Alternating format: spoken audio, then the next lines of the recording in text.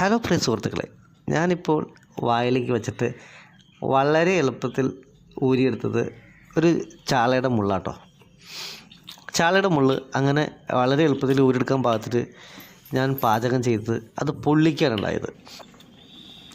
ഞാൻ ഈ ചാള പൊള്ളിക്കാനായിട്ട് 10 ചാള എടുത്ത് നന്നായി വൃത്തിയാക്കിയതിന് ശേഷം വളരെ ആഴത്തിൽ ആ ചാളയെ വരഞ്ഞ് 10 ചാളയും വരഞ്ഞ് ഞാനൊരു പ്ലേറ്റിലേക്ക് മാറ്റി വെച്ചു.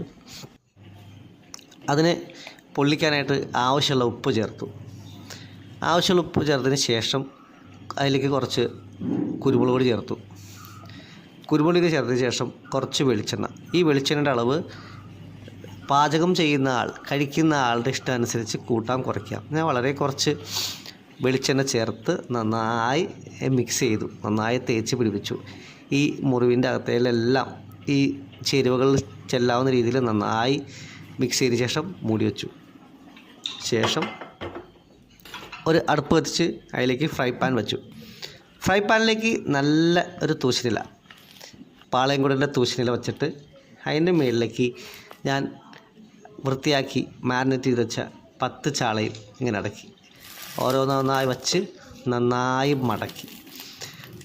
മടക്കിയതിന് ശേഷം അതിൻ്റെ മുകളിലേക്ക് ഒരു മൂടി വെച്ചിട്ട് നന്നായി ഒരു ലോ ഫ്ലെയിമിൽ ഒരു 5 മിനിറ്റോളം വേവിച്ചു. ഒരു 5 മിനിറ്റ് വെന്ത് കഴിഞ്ഞപ്പോൾ അതിൻ്റെ അടിഭാഗം നന്നായിട്ട് വെന്തതിന് ശേഷം ഞാനത് മറച്ചിട്ട് അതിൻ്റെ മേൽഭാഗം താഴേക്ക് വെച്ചിട്ട് ഒന്നുകൂടി വേവിച്ചു. അതൊന്നും പാകമായി കഴിഞ്ഞപ്പോൾ അതിൻ്റെ മൂടിയെടുത്ത് ആ വാഴയിൽ പൊതിഞ്ഞ ആ മത്സ്യം ഞാൻ പുറത്തേക്ക് എടുത്ത് തുറന്നു നോക്കി.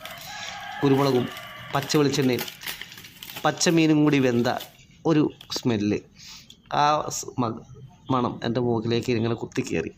ഞാനത് പ്ലേറ്റിലേക്ക് വെച്ച് വായിലേക്ക് വെച്ച് വളരെ എളുപ്പം ഇങ്ങനെ ഊരി കഴിക്കാനുണ്ടായത്. അപ്പോൾ നിങ്ങൾക്കും ഇതുപോലെ ട്രൈ ചെയ്യാം.